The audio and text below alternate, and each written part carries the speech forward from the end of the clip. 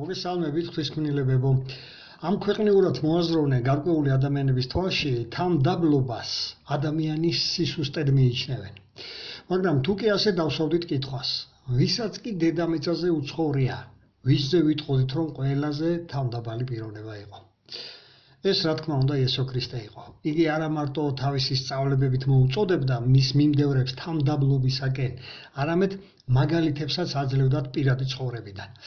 აი ამ ვიდეოში ზოგიერთ მათგანს შევეხები და გამოვყოფ იმასაც, თუ ჩვენ ვისაც პრეტენზია გვაქვს ქრისტიანობაზე, ყველაფერში აი ყოველდღიურად პრაქტიკაში როგორ შეგვიძლია მას მივბაძოთ. მანამდე ხაზი მინდა გაუსვა, რომ თამდაბლობის საპირისპირო თვისება ეგოცენტრული სიამაყე, იგივე ამპარტავნება. სწორედ აი ამ თვისებამ აქცია ერთ დროს ჭეშმარიტებაში მყოფი ერთ-ერთი სულიერი ქმნილება სატანა ეშმაკად. მე ამაზე მისაუბრეა გასულ ვიდეორგოლებში, თუ როგორ განოდგა ეს სიცოცხლის შემოქმედ ზეციერ მამას და როგორ დაუპირისპირდა. სწორედ აი ამ თვისებამ, ამპარტავნობამ უბიძგა მას ამბოხებისკენ. ამის საპირისპიროდ კი იესო ყოველთვის ზეციერი მამის ნებას ასრულებდა და მას ემორჩილებოდა სრულიად ყველა საკითხში. აი ამ თემაზე თუ როგორ და რა მხრივ ავლენდა იესო მორჩილებას ზეციერი მამის მიმართ, მომდევნო ვიდეორგოლში ვისაუბრებ. აი სწორედ ამიტომ უნდა გამოიწერო ჩემი გვერდი, რომ დაელოდო მომდევნო ვიდეორგოლსაც. ასე რომ იესოს ზეციერი მამისადმი მორჩილებაში სწორედ ეს თვისება, თამდაბლობა ეხმარებოდა. ჭეშმარიტი თამდაბლობა მოჩვენებითი თვისება არ არის. ის გულიდან, ღრმა გაგებიდან და შემეცნებიდან მომდინარეობს. სწორედ ამიტომ თქვა იესომ თავის თავზე ერთხელ ასეთი სიტყვები, აგერ დაურთავ მათეს სახარების მე-11 თავის 29 მუხლს. წავეკითხავ. დაიდგით ჩემი უღელი და ისწავლეთ ჩემგან, რადგან რბილი და გულით თამდაბალი ვარ. და გამოცოცხლდება თქვენი სული. აი ამ კონტექსტში ბევრი სხვა მნიშვნელოვანი დეტალებიცაა, მაგრამ მოდით ჩვენ გამოვყოთ ეს აზრი, რომ იესო ყველა მის მიმდევარს, ვისაც პრეტენზია გვაქვს ქრისტიანობაზე, მოგვიწოდებს, რომ ვისწავლოთ მისგან, რომ მას მივბაძოთ აი ამ თვისებებში, რომ ვიყოთ რბილები და სხვებთან მოყვასთან ურთიერთობისას და თამდაბლები, არა მოჩვენებითი თამდაბლები, როგორც ზემოთაც აღნიშნე, არამედ ეს თვისება გულიდან უნდა მოდიოდეს, რადგან თავად ასეთი იყო გულით იესო, გულით იყო თამდაბალი, როგორც აგერ იკითხება. და როცა გულით თამდაბალი ხარ, ამას უკვე ბუნებრივად ავლენ. და არ თამაშობ, არ თვალთმაგწობ ეს კრებაში, კრებულში იქნება, ეკლესიაში, რომ აი სხვანაირად იქცევიან და მე ყოველდღიურობაში სულ სხვანაირად. ეს კარგად ჩანს თუნდაც სოციალურ ქსელებში, კომენტარებში, როდესაც განსხვავებულ საპირისპირო აზრს, მთელ შხამს, აი ამ სიბრაზეს, გულის წყრომას, როგორი სიტყვებით აფრქვევენ ხოლმე, ხო, მე აღარ საუბრობ ბილთ სიტყვაობაზე. ეს თავგამოდებულ ქრისტიანებად მოაქვთ თავი ერთ წუთს, ფოტოებიც კი, მათი ფოტოები, რომელიც ფონად უდევთ ვიღაცა წმინდანების, იესოს ფოტო, შეიძლება ილია მეორის ფოტო და ასეთი პიროვნებები აი ამ ფოტოების მიღმა აფრქვევენ მთელ შხამს, განსხვავებული აზრის მიმართ, სადაც სირბილე, აი ეს თამდაბლობა საერთოდ არ ჩანს, ხო? არადა ეს მნიშვნელოვანი თვისება ფაქტიურად პირველად ამ თვისებით იწყება ჯერ ქრისტიანობა.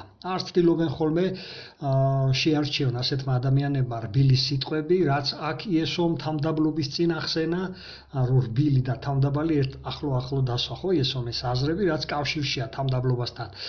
გახსოვთ ახლა ასეთი მომენტი მინდა გაგახსენოთ იესოს შესვლა იერუსალიმში, როდესაც მას პალმის რტოებით ეგებებოდნენ. ეს შეიძლება ნახოთ მაგალითად მათეს სახარების 21:7-8-ში თუ არ წაგიგიხიათ, ან იოანეს სახარების 12:12-13-ში, მაგრამ მე მინდა შევეხო წინასწარმეტყველებას, ვიდრე ეს მოვლენა მოხდებოდა, მანამდე რა იყო ნაწინასწარმეტყველები ძველ აღთქმაში.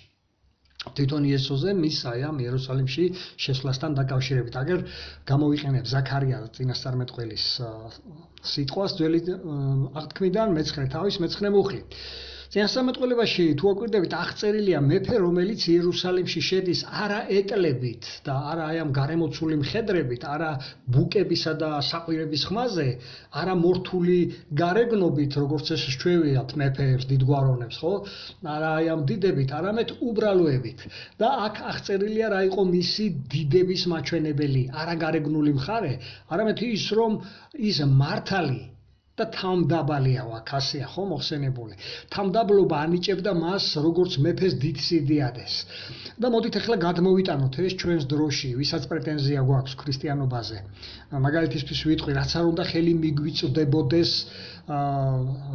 რამეზე, მაგალითად რომ ასეთი რაღაც რო ავიღოთ ხო ნიმუში მაგალითისთვის მაგალითად ავიღოთ ტელეფონები ძვირადღირებული ბოლო მოდელის გამოცემა ტელეფონი ხო ან ყველაზე ბოლო გამოცემა ძვირადღირებული ავტომობილი აი ამით თუ ცდილობს პიროვნება რომ მოდი ასეთ რამეს შეიძენს ამით რისი ჩვენება უნდა სიამდვილეში პიროვნებას თავისი გარშემოყოფთათვის სიამდვილეში რაზე მეტყველებს აი ეს გარეგნული დიდებულება ამ პარტავნებაზე თუ თავმდაბლობაზე.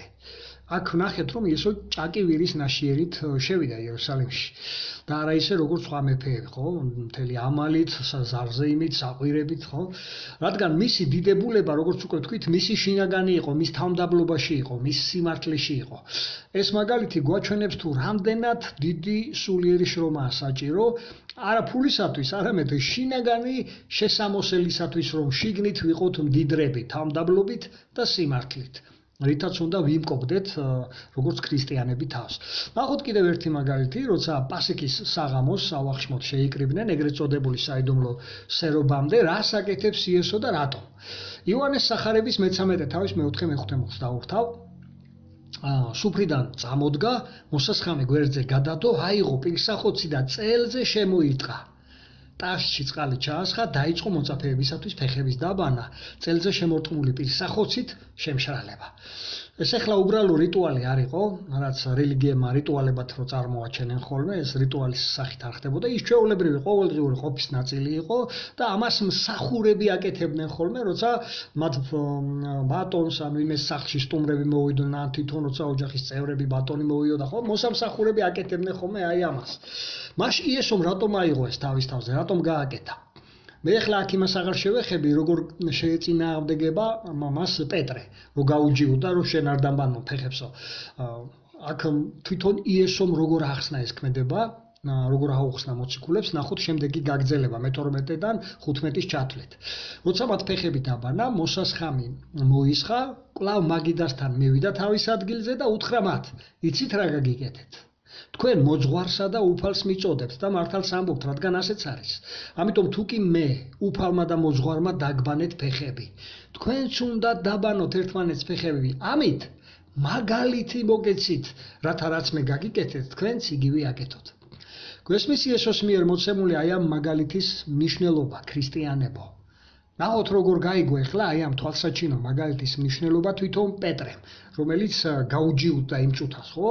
ცდილობდა რომ არ დამბანო შენ ეუბნებოდა, ხო? ალბათ თვითონაც ასე მოიქცეოდა. არ დაბანდა არავის ალბათ იმ დროს ფეხებს პეტრე, მაგრამ ნახოთ შემდეგ როგორ შეიცვალა მან თავაზასისი აი ამ მაგალითის საფუძველზე.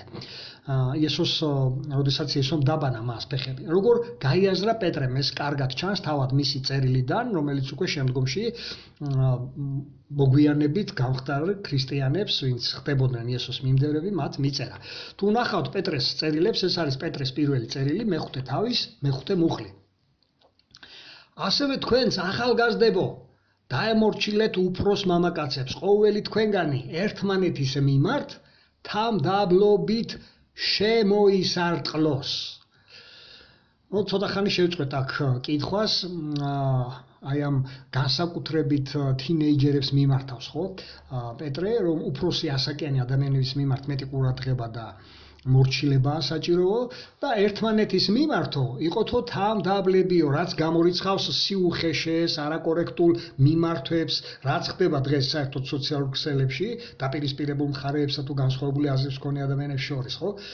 და ამ დროს პრეტენზია რო აქვთ ქრისტიანობაზე. მე ახლა აღარ ვსაუბრობ იმ გინებაზე, დამამცირებულ მოპყრობაზე, რაც ჩვეულებრივი მძიმე ცოდვებია. მე ვსაუბრობ აი ელემენტარულ სიუხეშესზე. მოდი მივაქციოთ ახლა ყურადღება, რა კონტექსტში ახსენა პეტრემ, როცა მოუწოდა თავმდაბლობისაკენ. უბრალოდ თავმდაბლები იყავი თუ ასე იკითხება აქ. დავაკვირდეთ, თავმდაბლობით შემოისარტყლეთო, ეს სიტყვა გამოიყენა. აი გაგრძელებას თუ ნახავთ, ხო? ყოველი თქვენგანი თავდაბლობით შემოისარტყლოს, რადგან ღმერთი ამ პარტავნებს ეწინააღმდეგება, თამდაბლებისადმი კი წყალობას ავლენს. სიტყვა სატანა ხომ გვახსოვს, რასაც ნიშნავს? ეს ნიშნავს მოწინააღმდეგეს.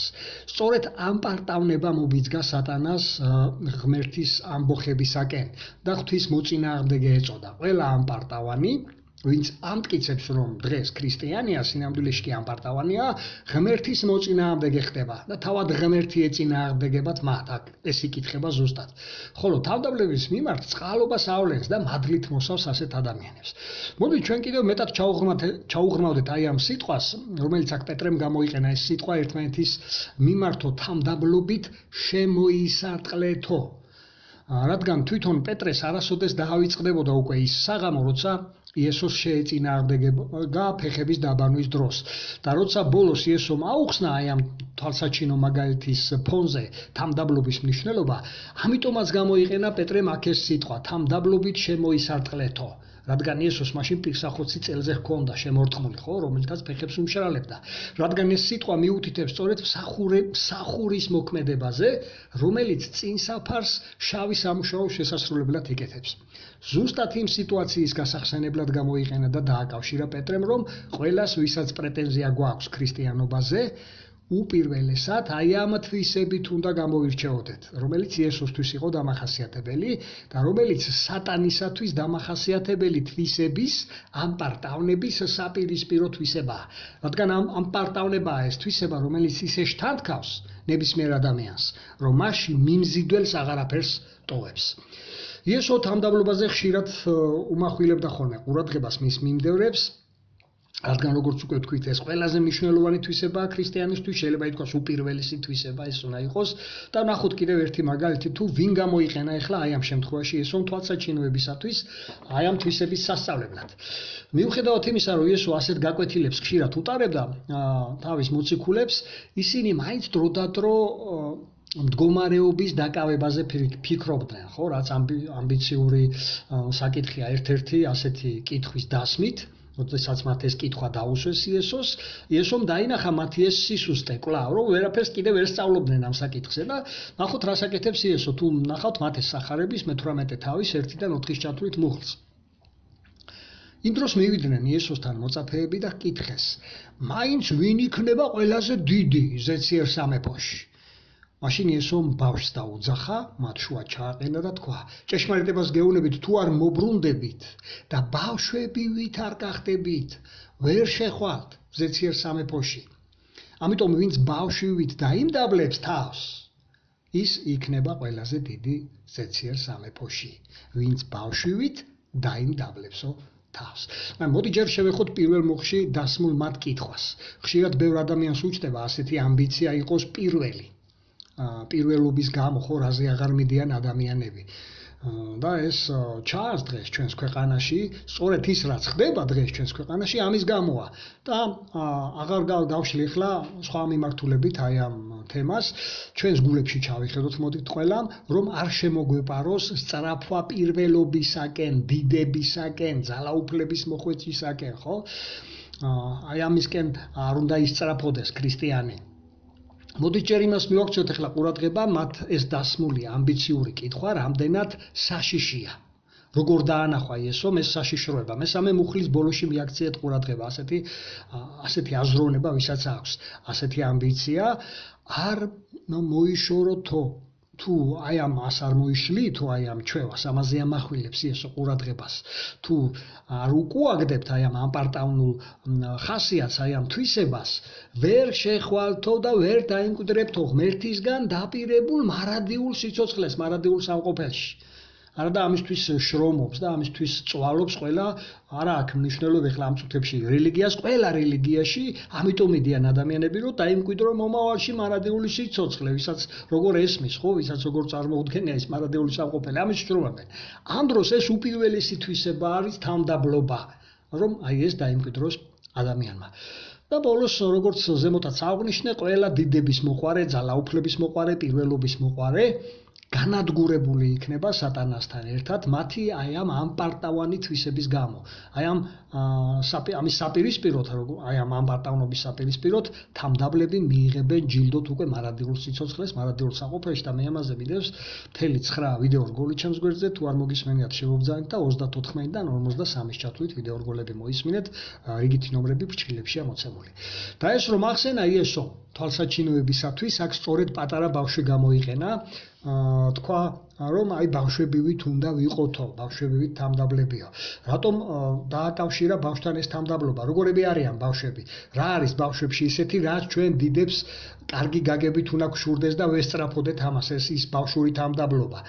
ის რომ ბავშვები ყოველთვის აღიარებენ რომ მათ სჭირდებათ ხელმძღვანელობა უფროსებისაგან და ჭკუის კოლოფები არ გონიათ თავიანთი თავები. გულში არ იტოვებენ წყეინებებს, ადვილად პატიობენ და აი ამ ყველაფერში მათ ეხმარებათ სწორედ ეს თამდაბლობა. და სანამ გაიზრდებიან ხოლმე, რა თქმა უნდა, და მე როცა გაიზრდებიან, ხო, მათზე ახდენს გავლენას ჩვეულებრივ ეს ქვეყნიერება, რომელიც სატანის ქვეყნიერებად არის მოხსენიებული, ის საზოგადოება, ვიზეც უკვე სატანამ მოახდინა გავლენა, აი ეს საზოგადოება ახდენს გავლენას და ამის აი ამ თვისებებს უკვე აღარ კარგავენ, ხო, აი ამ პატარა ბავშვობას. ამიტომ ჩვენ უნდა შევეცადოთ ეს ბავშვი არ დავკარგოთ ჩვენში. ან თუ არა გვაქვს და დავკარგეთ უკვე ვიმუშაოთ იმაზე რომ შევიძინოთ აი ეს თვისება ბავშვური აი ეს თამდაბლობა რაც აქ იესომ თვალსაჩინოების გამოიყენა და ოდესაც ქუჩაში ბავშვებს დავინახავთ ეს ნიმუში უნდა იყოს სწორედ თვალსაჩინოების რომ ყოველთვის გაგვახსენდეს ჩვენ როგორები უნდა ვიყოთ აი ამ თვისებისთვის და ყოველთვის უნდა ვიღვაწოთ რადგან უნდა გვახსოვდეს რომ ეს არის თვისება რომელიც სიცოცხლეს შეგვინარჩუნებს სამომავლოდ და არ განადგურდებით ამ პარტავანი ადამიანების გვერდით.